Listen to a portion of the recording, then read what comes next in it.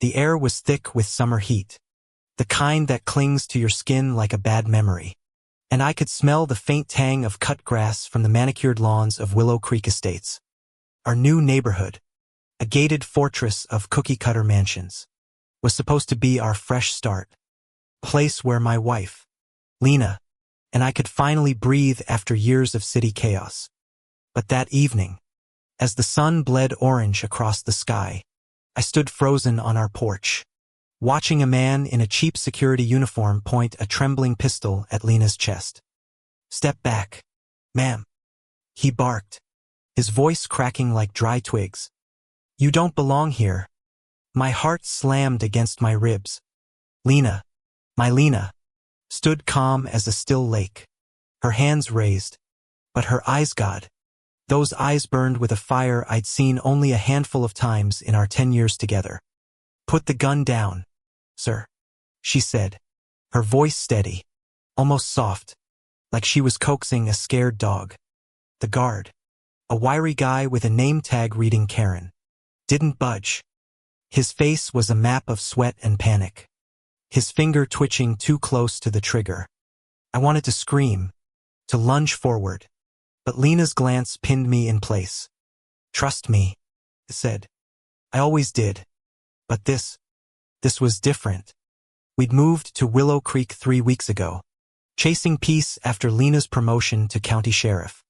She'd earned it blood, sweat, and years of staring down worse than this guy. The HOA had welcomed us with fake smiles and a rulebook thicker than a Bible, but we'd kept our heads down. Until tonight. Lena had been out for her evening run, her usual route through the community's winding paths, when Karen, self-appointed guardian of the HOA's pristine image, decided she didn't look like she belonged. I'd heard the shouting from the kitchen, dropped the dish I was washing, and sprinted outside to this nightmare. "You're trespassing," Karen snapped, his voice rising, shrill now, like a kettle left too long on the stove. "I've got every right to protect this property." The gun shook in his grip, and I swear I could hear the faint clink of metal against his wedding ring. My stomach churned.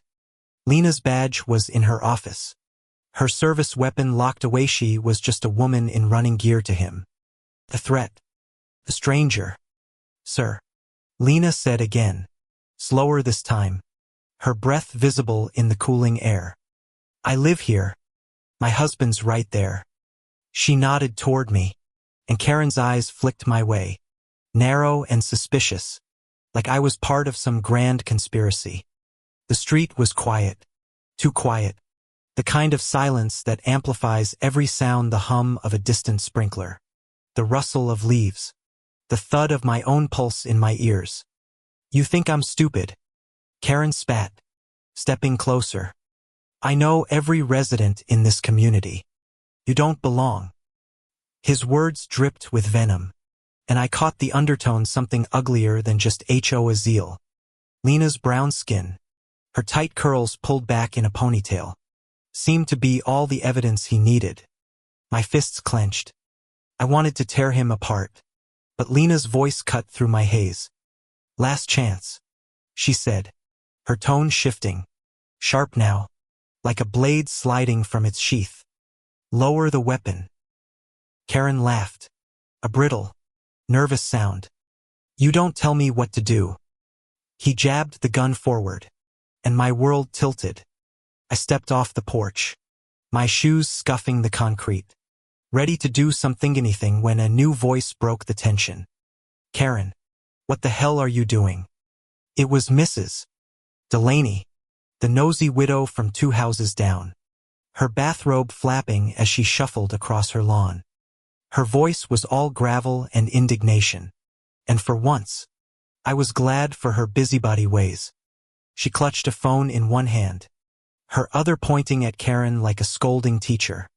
"You're pointing a gun at the sheriff. You idiot." The word hit like a thunderclap. "Sheriff."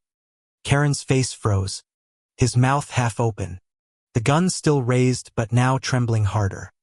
Lena didn't flinch, but I saw the faintest quirk of her lips, that half smile she gets when she's about to turn the tables.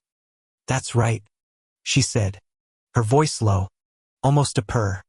Sheriff Lena Harper. You're in my county now. Karen's eyes darted between Lena, me, and Mrs. Delaney, who was now filming the whole thing on her phone, muttering about posting this to the community board. The gun lowered an inch, then another, but his grip stayed tight, like he was clinging to his pride. You're lying, he stammered. You don't look like a sheriff. Lena's laugh was soft, dangerous. And you don't look like someone who's about to lose his job. But here we are. She took a step forward, her hands still raised but her presence filling the space like a storm rolling in. You've got about 10 seconds to drop that weapon before I show you what a sheriff can do. The air seemed to tighten, the world holding its breath. I could smell the faint metallic tang of Karen's fear, see the sweat beading on his forehead. Mrs. Delaney's phone camera glinted in the fading light, and somewhere down the street, a dog barked, sharp and frantic. Karen's shoulders sagged, and the gun finally hit the grass with a dull thud. He stumbled back, his face pale, his hands shaking like leaves in a windstorm. Lena didn't move. She just stood there, her gaze locked on him, unyielding. On your knees, she said. And it wasn't a request. Karen dropped, his knees hitting the ground hard, and I felt a surge of something pride. Relief. Maybe both. My wife was a force, a quiet hurricane, and this fool had no idea who he'd crossed. Mrs. Delaney was still filming, narrating now like she was auditioning for a true crime podcast. This is what happens when you let power go to your head, Karen. She crowed. I almost laughed, but the weight of the moment kept me grounded.